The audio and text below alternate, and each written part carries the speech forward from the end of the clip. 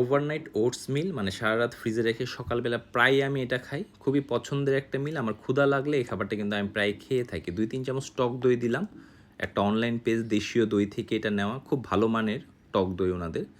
তারপরে 15 গ্রাম পরিমাণ rolled oats দিলাম। এটা ফিটনাটার্সের রোলড ওটস। আপেল কুচি হাফ দিয়ে দিলাম।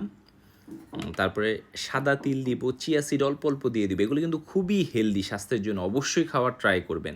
তারপরে পেস্তা, কাঠ, কাজু, সূর্যমুখী, তরমুজের বিচি, এগুলো সব মিক্সড করে আমি বানিয়ে রেখেছি। এটা 2 চামচ দিলাম। 100 ml মিল্ক দিব। এরপরে আবার টক দই, মানে আরও একটা লেয়ার করার চেষ্টা করব।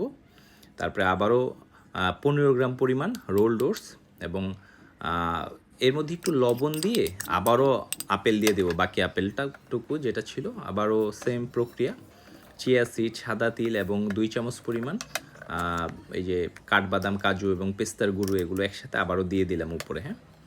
এরপর এর মধ্যে আমি দেখেন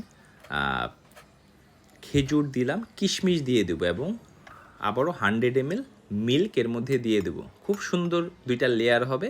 আপনারা নিশ্চিন্তে ফ্রিজে রেখে খেতে পারবেন। অল্প একটু উপর ইচ্ছা করলে লবণ দিতেও পারেন, না দিলেও সমস্যা নেই। ফ্রিজে রেখে 1-2 দিন আরামে খেতে পারবেন বেশি পরিমাণ বানিয়ে রাখলে। তো আমি প্রায় এটা খাই। খুবই হেলদি মিল, কমপ্লেক্স কার্বস সব কিছু মিলে দারুণ একটা খাবার হতে পারে।